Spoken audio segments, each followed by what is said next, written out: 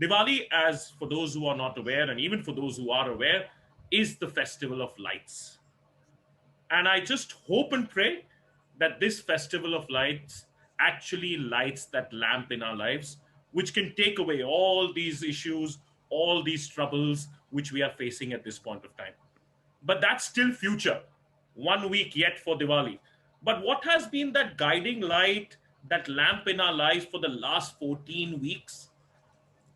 Can anybody guess what that is? Which is shining brighter and brighter and brighter by the day. And that is bringing a brighter and brighter smile on someone's face. And that is nothing but SoulStream. I feel it has been that guiding light. It has been that torch bearer for us in these times when we all were caught in the four walls of our home. In these times where we didn't know where to actually vent our thoughts out, in these times where there were more mental thought issues that we would have ever faced before, and we really didn't know where to go, whom to talk.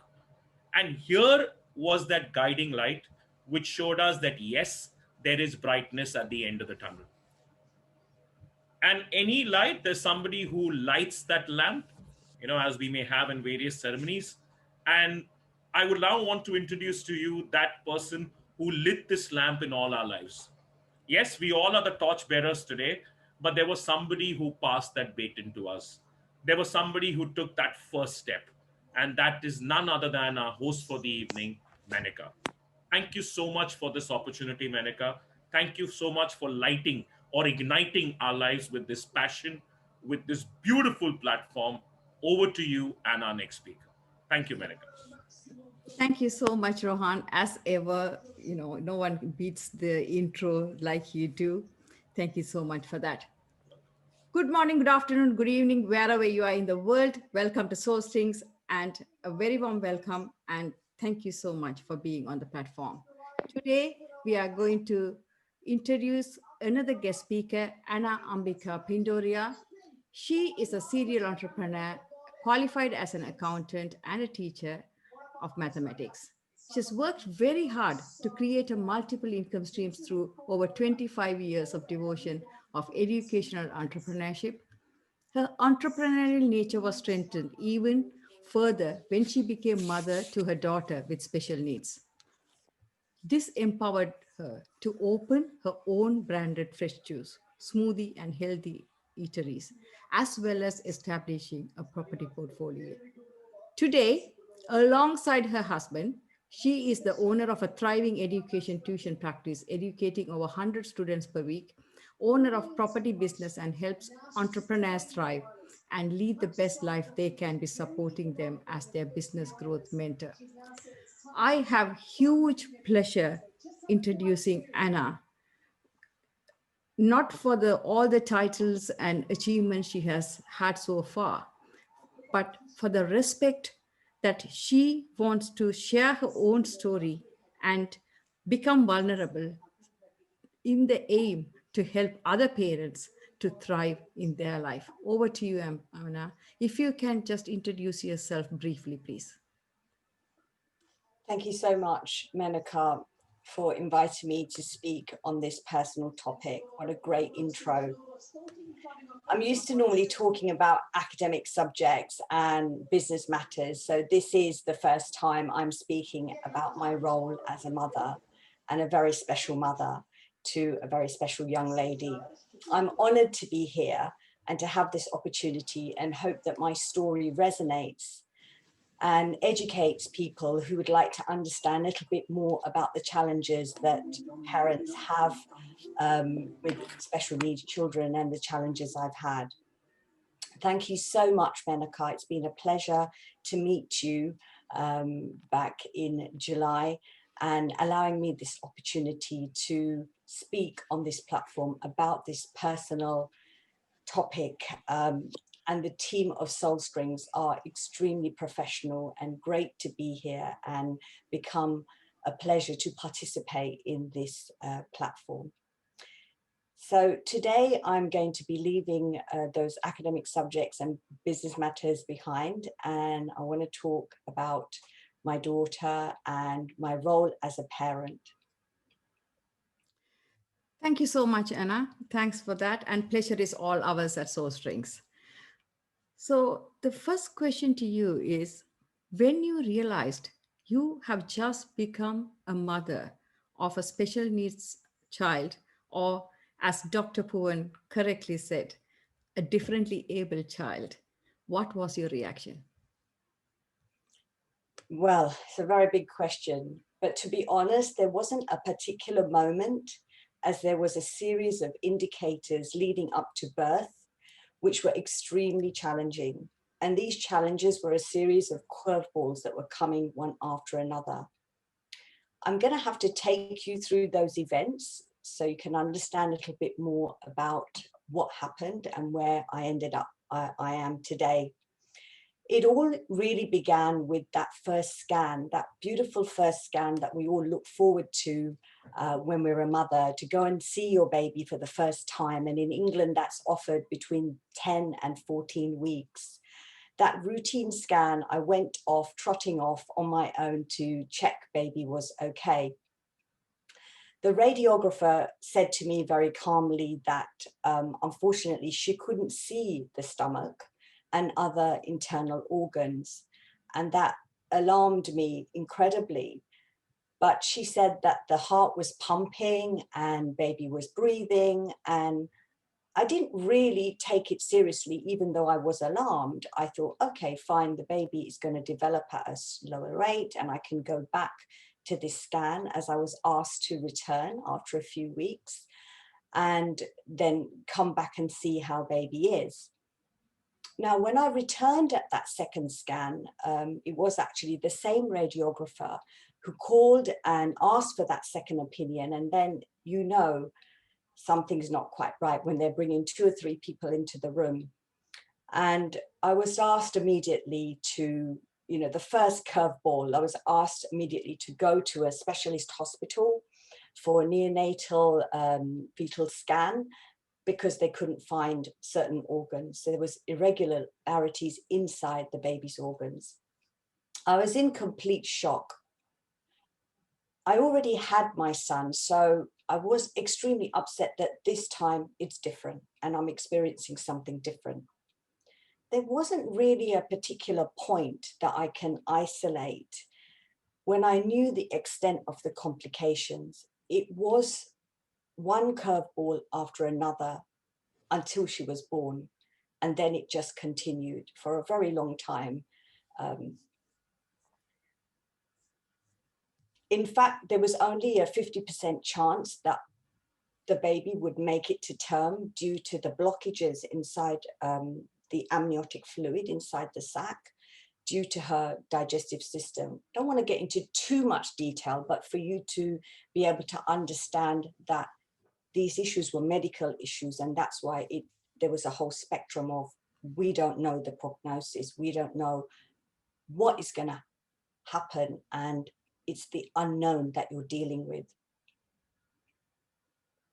Sure. I was pretty much bedridden for 4 months of that pregnancy in excruciating pain. And this is to do with the blockage, the amniotic fluid. And this agonizing pain kind of went on and on and on. But I knew that I had to maintain her in order for the fetus to grow. And that meant that the longer she grew, labor would be prolonged and she had a better chance of survival. And I have to say that I've been through childbirth, and this pain I endured during the pregnancy was the most excruciating pain I have. I can still remember that pain. It was incredible. She was born, you know, she got nearly to term, but not quite, by an emergency C-section, and they took baby away completely. So I did not see the baby. I was quite ill myself. You know, they had to do lots of things to make myself better. And she was fully ventilated because her heart was not working properly. And there was an NG tube put in immediately for access. So as the minutes went by, we were finding out that things were getting worse by the minute. So these significant blockages inside her system were through the what we call the midline section of her anatomy. And I know there's a number of doctors here, but I'm sure they'll understand it far better than I would, although I've had to become a bit of a doctor over the years. Her lungs, there was problems with her lungs. There was problem with her airway, her windpipe. There was problem with her heart. She had a triple VSD. Digestive system wasn't working properly. So she was just kind of hanging there, waiting for what is going to happen. What is the prognosis? How are we going to move forward? She couldn't breathe independently. She couldn't eat or drink or do anything. So there was little hope of survival at that point. She was fully ventilated on that life support, and her complications were told to us as completely inoperable. There was nothing they could do. We kind of had to be transferred from one hospital to another with very little hope of her prognosis. It was getting weaker and weaker. And as parents, you know, it felt like this tsunami that had hit us from the minute of that first scan. And you're just moving with those waves. You're just in that curveball.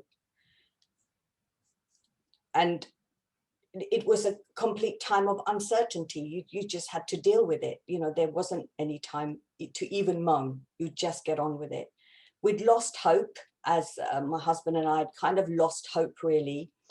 But then there was this final curveball, which was incredible. You know, it just came from somewhere, which we didn't even understand. We suddenly got this call from this Great Ormond Street Children's Hospital. And some of you may know that it's a renowned global hospital. Children are flown from all over the world, from Dubai, various other countries, to be looked after and saved in this hospital. So they decided to take her and see what they could do. So this is the third hospital in 7 days. And my mindset had pretty much given up as a mother. You know, I was very low, I was very depressed, very weak as a woman. But they gave us some hope, and they said they wanted to try and fix her up. And they started. So they gave her a tracheostomy, which is a tube in her windpipe, within 2 months of her being born. And from 3 months onwards, she pretty much was on life support for 3 years. She lived in ITU, intensive care unit, for 2 years. And the final year, she was on a transitional care where she was still ventilated, but she was a little bit more stable to come home. So my precious little girl, she's such a fighter. She's actually had over about 47 major interventions, 47 operations. I've signed hundreds of these consent forms and trips to theatre where they've actually done so many different things. She's suffered 3 major cardiac arrests, liver failure, and her digestive system completely shut down.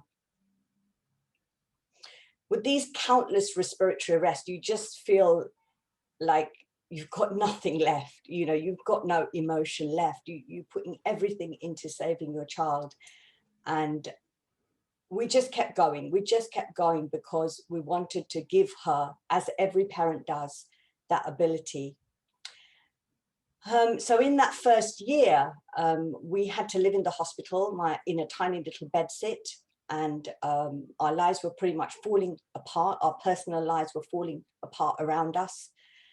But we were committed to save her in that hospital in central London. We almost lost our home. Our livelihood, our businesses were being taken, and we were incurring huge debts. Every single thing was just like a door shutting, except her. She was keeping us going. And through all that turmoil, there was some kind of hope through that challenge after challenge in our personal lives. Our son was a little toddler. He was only 2. So I needed to look after him inside that hospital. And it took 3 years, 3 long years, for our daughter to finally come home. It was a blessing. And from that moment, every single day was filled with gratitude, because every time there was a positive sign, we were more and more grateful to God, the universe, anything that could give us that hope. So becoming finally stable and permitting her to come home as a family. The tracheostomy was still there right up until she was 12 years old, and 100% feeding peg. So she's still very, very, you know, she requires a lot of support on a daily basis. The doctors were our gods, you know, they were our gods. We were grateful for everything that we did. And we were living in that uncertainty and turmoil, but that moment our bundle of joy came home, it was like a beginning of a new chapter. Sure. Thank you, Anna. You beautifully explained all the difficulties so eloquently. If I tell I know how you would have felt, I would be lying. But I can only empathize with you, you know, how you could have gone through that. Because incidentally, my daughter drank meconium and she was on the neonatal unit for 18 days. And I went through that pain and the fear of something could be wrong.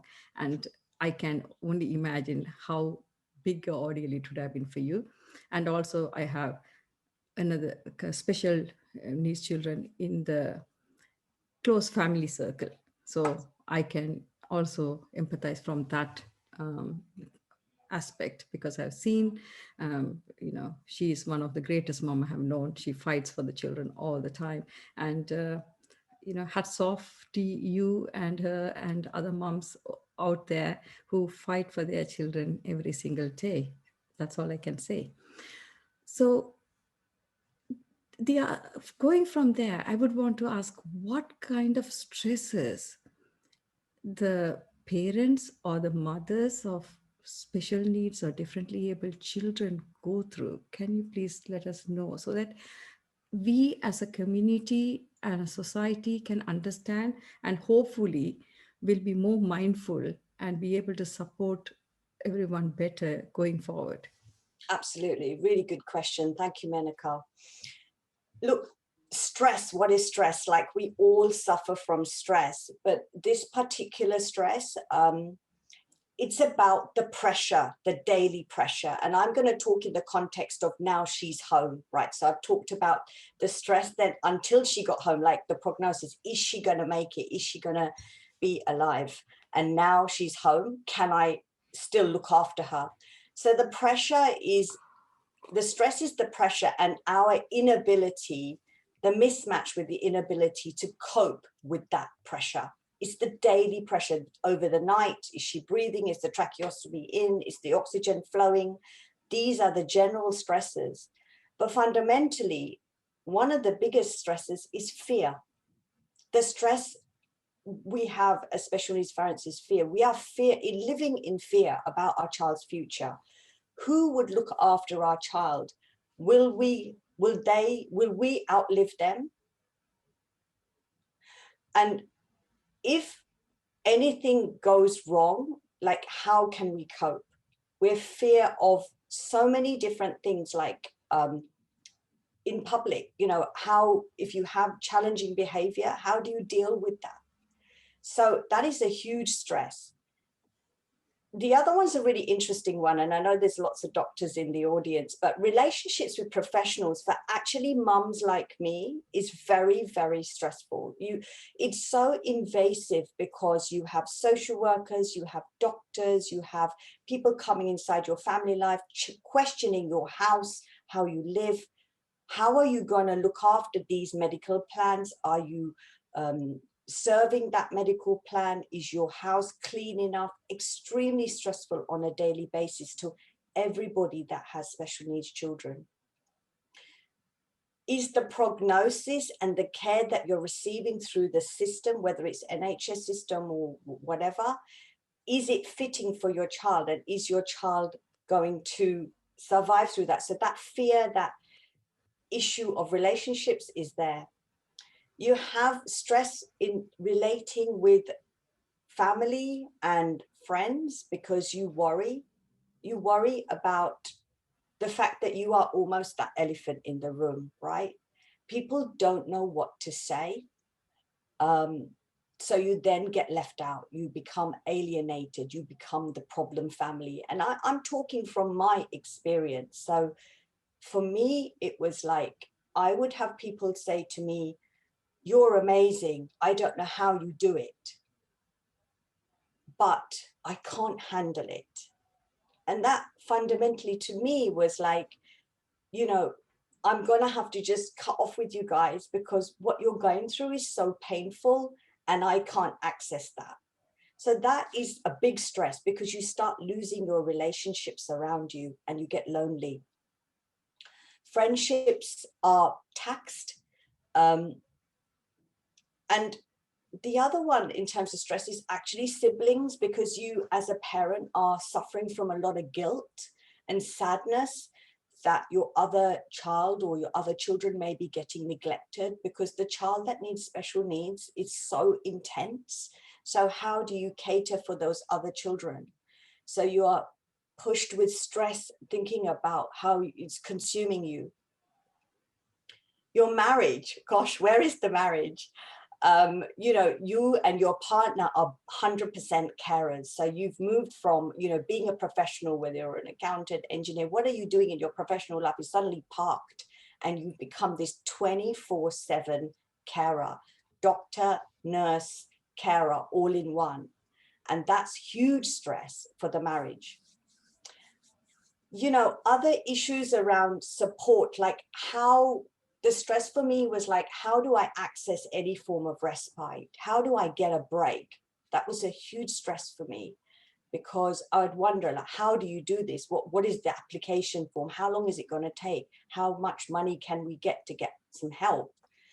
And I think the final two are, you know, I put them final, but they're very, very important, and stated them finally, which is money and your employer. Parents with special needs children, myself particularly, I couldn't remain in an employed job. I couldn't remain as a classroom teacher because the number of medical appointments, assessments, telephone calls, constant, the child having to go home because your child is unwell or whatever, who is going to help with that? No one. So I had to reframe and look at a new way of taking my life forward. So money is a huge stress, because you may have been bringing in X amount of income as two parents, and most families nowadays, both parents are working to sustain that family unit.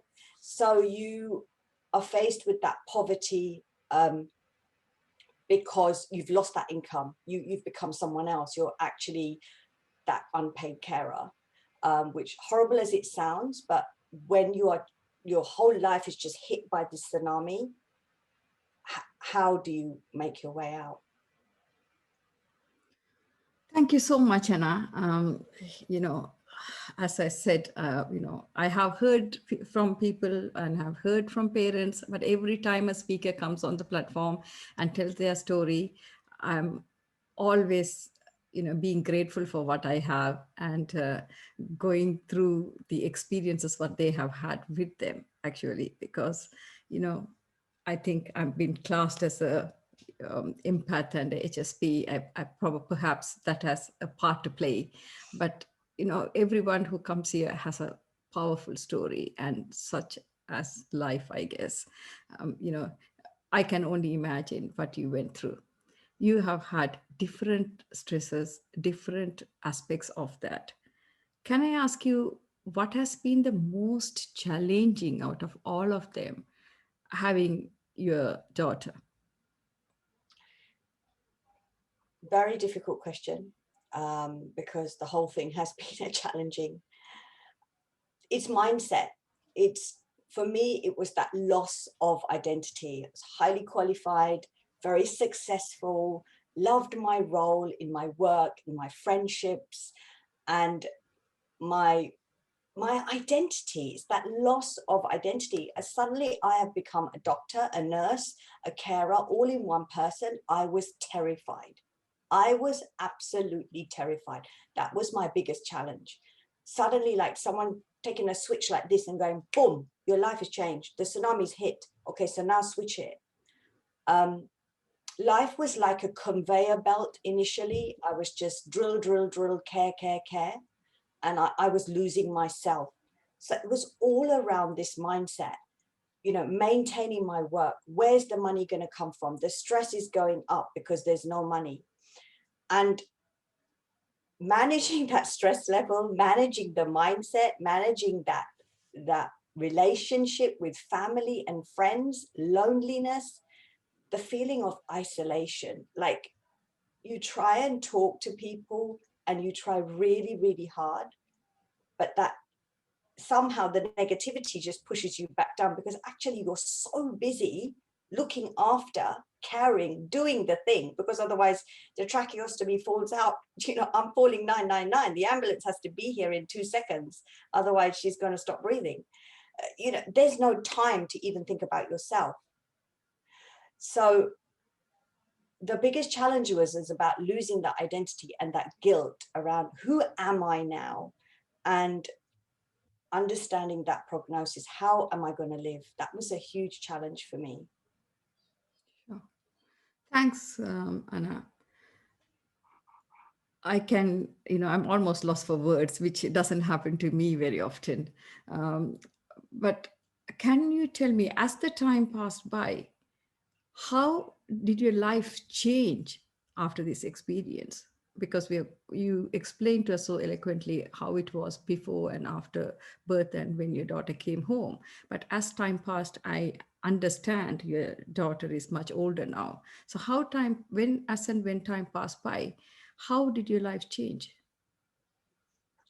My life, you know, I'm very much into Carl Jung and psychology.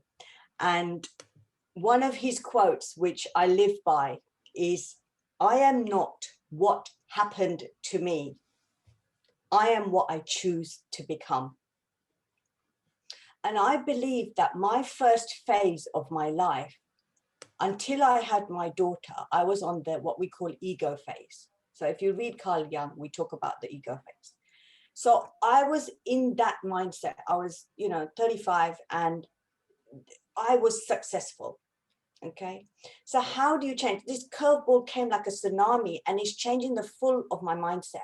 It's making me think about, where is my energy going? What is going to happen to me? The biggest change was thinking about the meaning of life and actually understanding gratitude, understanding where my focus needed to be on a daily basis to ensure that my daughter was alive and she was a part of my family. I needed to serve her.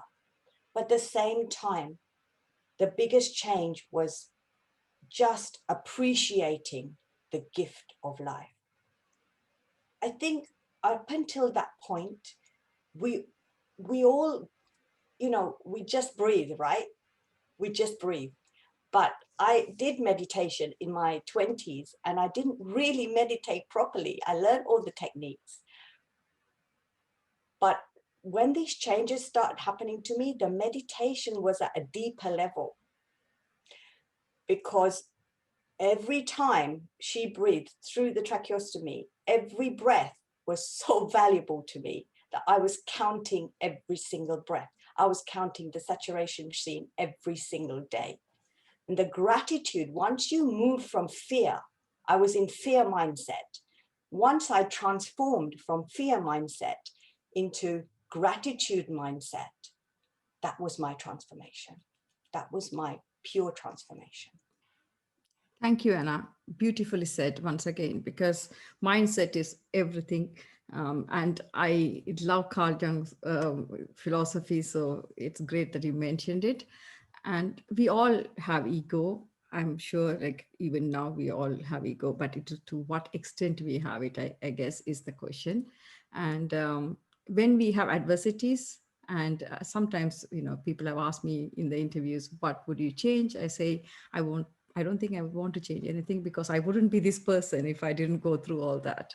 And what we become is all compound effect of all the experiences we have had so far. So thank you so much for sharing that. I love that you said about mindset shift. So shifting your mindset and looking at a different perspective about your situation, how has it helped you?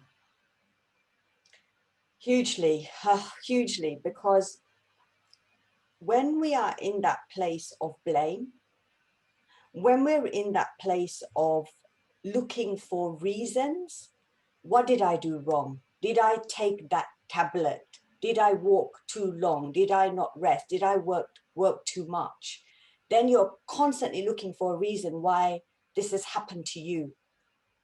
Once you start reframing that and looking at your life as more like a victory than, like not a victim, you're moving from that victim mindset to stopping looking for blame. That shift starts happening because you start looking for answers.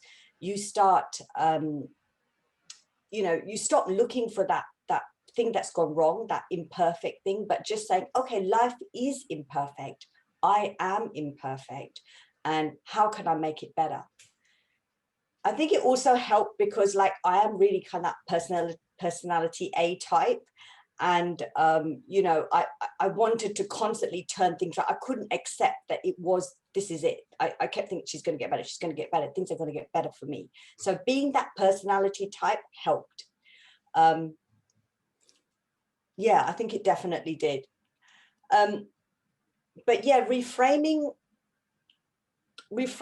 is for me that transforming everything negative in my life into more positive ones. So instead of me constantly thinking what's wrong with me, what's wrong with my child, look at the assets she had.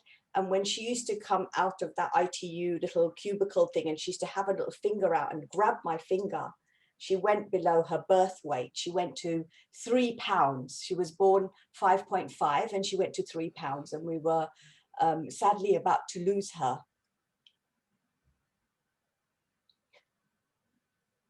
When I go back and think that she's gasping for that breath, that's when I think that I don't have a right to moan, because when someone is gasping for their breath, we have to be there. We have to serve. So I think when we start reframing things and looking at using those challenges as new dimensions to your life and how my life improved in a cognitive way, that was the transformation for me. Sure. Thank you so much, Anna. And I can see you getting really emotional. Lots of love and hugs to you. I wish you were just right next to me. So, Send me the hugs, guys. I'm sure we all are sending loads and loads of love to you and hugs to you. So, we all are right there with you, and that you can reach out to in our group to anyone. Everyone knows you in our group. So you are in the WhatsApp group. Please reach out if at any point you think you want to have a chat. Thank you. Going forward, what 5 tips or advice you would give to other parents who are going through that journey? They could be in the initial journey where you were feeling depressed and lost, or they could be getting back into terms with the situation, or they could be like you, they have gone through the motions and got to a place of transformation. There will be different people listening from this platform. So what would you be advice, 5 tips for them? Sure. What a great question. I think, when you're going through this, whether your child has ADHD, autism, Down syndrome, Tourette syndrome, everybody's challenge is unique to them. And that's the number one thing that we have to take away, that there's not all one thing for everyone. So the 5 top tips may not work, but I think you have to find, for me, I'm going to talk from my personal experience and what transformed my life into an entrepreneur and I became more and more successful is that I found the tools and I owned the tools, as in I really owned those tools and used them to help me get through my life.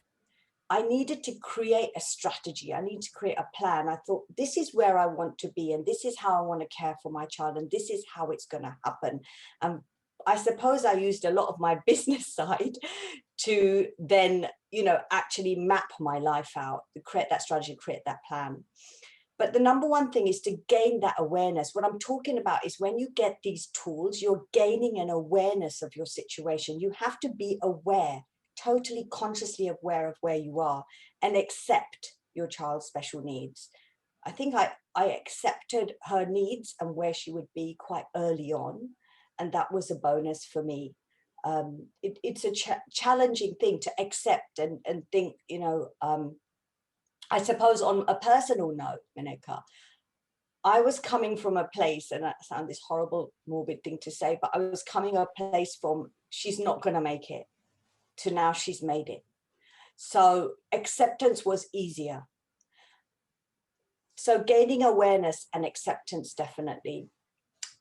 So I've kind of got a little acronym which might help. Happy to sort of share that with everybody. So if you've got anybody that is in this network that can help that. And it's actually around the word rest, R-E-S-T. Rest is the number one thing that has got me through over the years. So what does rest stand for? Rest is R for routine. So without that routine and having a clear routine on how I'm going to look after my child and mapping that out, nothing's going to happen, because the life of a parent with a special needs child is just all over the place. So you have to embrace a routine. The number two was always exercise. As a parent and parent of a special needs child, exercise is very high up because it's creating chemicals in your brain and in your hormones, to the happy hormone like serotonin, to lift you out of the depression that you're in and lift you up so that you feel, okay, it's not that bad, I can get through. So exercise, routine exercise. And that could take forms of yoga or anything which, you are exercising yourself. Number three would be on the rest would be self-care. Self-care, self-development. When you look after yourself, you're going to be stronger to look after your children. And self-care was everything for me, making sure that I made decisions, not always about my daughter, but actually for myself, because then I was going to be stronger and I'm going to live longer to be able to care for her. The last one on the rest is trust. I had to learn to trust the process. I had to learn to trust people, professionals around me that could help me. I had to learn to trust the world, because you come out of this fighting mentality that you're fighting all this stuff that's happened to you. But actually, when you start trusting the process, you magnetize. I'm a firm kind of Tony Robbins fan. So one of his quotes that he says, which I love, I absolutely love, which is, wherever your focus goes, your energy flows. Wherever your focus goes, your energy flows. So if you trust the process of where you are and believe, then you will magnetize the right things in your life. And for me, I needed to start trusting myself that I could do that, and trusting my relationship with God, the universe, and who I was, and having more faith. And that faith, that trust, is trusting yourself, and that will get you through. So rest, you need rest, but those four things, routine, exercise, self-care, trust, they are incredibly important. And that works alongside being grateful every single day that your child is with you, because she's a gift. My daughter's a gift to me. Thank you so much, Ana. Can you just tell us in a very few words that how can the community network help such families or moms? Like in a few lines, please, for me. Sure. I think there needs to be more knowledge and education. I think that sometimes people are operating from a place of fear because they don't want to offend people like me. They don't know what to say and they just want to keep away. But I think it would be really great if people could just, just send a WhatsApp message. People like us just look for that, because we're having this really difficult, it's exhaustion. Last night I was up 7 times. You are exhausted. So sometimes just stepping in and doing something really sweet, like sending someone a message or something really small, can make that difference. And learning about people's challenges. If somebody has a child with Down syndrome, what does that mean? So the community education would be fantastic, to increase that. That would be great. Thank you so much, Anna, and lots of respect for you to be able to share this story and your experiences with the audience. But lots and lots of love and hugs from the whole community of at Soul Strings and all the audiences as well for you. Just to wrap it up, before we go through to the questions, can I ask, how was the experience with Soul Strings for you? And is there any suggestion or tips to move forward for us? I love it. I think it's been fantastic getting to know you and the team. For me, it's just a personal selfish thing that Saturday afternoons doesn't work for me. So when I was coming in August, when I had kind of more of a holiday period, it was great. In fact, my daughter was saying, "Mommy, aren't you going on the Tamil thing today?" I said, because she got used to me coming every week on that. So that's my only thing, is that, get the word out there more, because people have stories to share like I do. And I think it's wonderful that you're giving a platform for us to talk about not that we want to share our pain, but I think it's good to be able to talk about it and people to learn about the angles that people come from. Sure. Thank you so much, Anna. It's been amazing to know your journey, and I've been, speaking to you much more in the last few days. So it has been powerful knowing your journey as well, actually. Okay, on a lighter note, before I hand it over to Kirubai to tell the vote of thanks, next week we have decided to do something out of the norm. Because it's Diwali, and we always come up with very serious topics on this platform, and it is almost impossible to mix the moods of celebration and what we speak about on this platform, which I'm passionate about, because I think these topics have to be spoken about, stories have to be shared, we have to get experts to get their wisdom and knowledge out there. However, we have made an exception for the next week due to Diwali. It is going to be a networking event. So everyone and anyone can join us for the next week. It will be just a networking event, because we also want to get to know the community at a personal level. So I know we have a WhatsApp group, and it is a very vibrant, very active group. And, like even before I wake up in the morning, there are already 20 messages in the group. However, we don't get to speak to people or see them personally across, even virtually. So that has been the reason for us to do that. So next week, we really hope that to see all of you on a lighter note and in a celebrative mood. Over to you, Kirubai, for the vote of thanks, please. Hi, everybody. I'm speechless to listen to such a wonderful, heartwarming, real life story.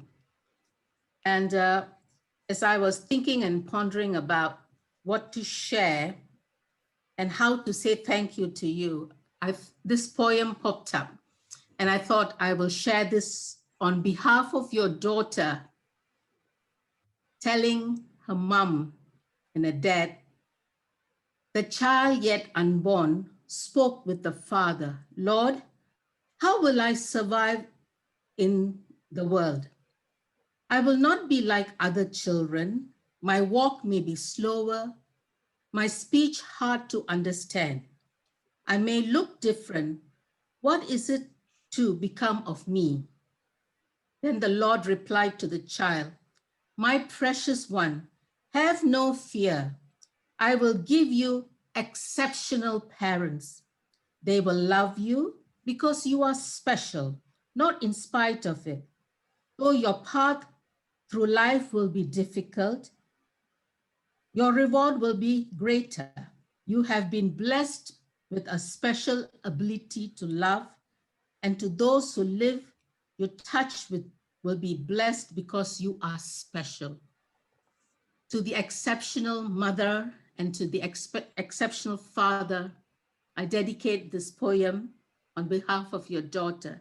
And I want to thank you because you have been chosen as a special vessel to be the parent for the special child.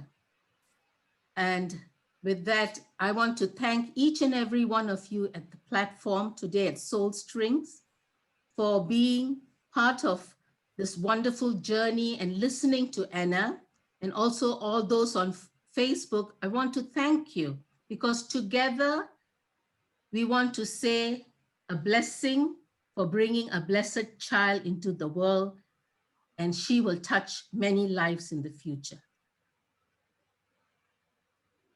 Thank you, Kirubai. For those who are listening to us on Facebook, a big, huge thank you for you. And next week, be there on Facebook or come on the Zoom itself so that we can get to see you, know you, and become the extend our family even further. We are going to be stopping our live telecast just after this because to maintain the privacy of people who ask the question. A big, huge thank you once again. Happy Diwali next week for who are preparing for the Diwali already. Until next week, same time, same place. Stay safe, be happy, and keep smiling.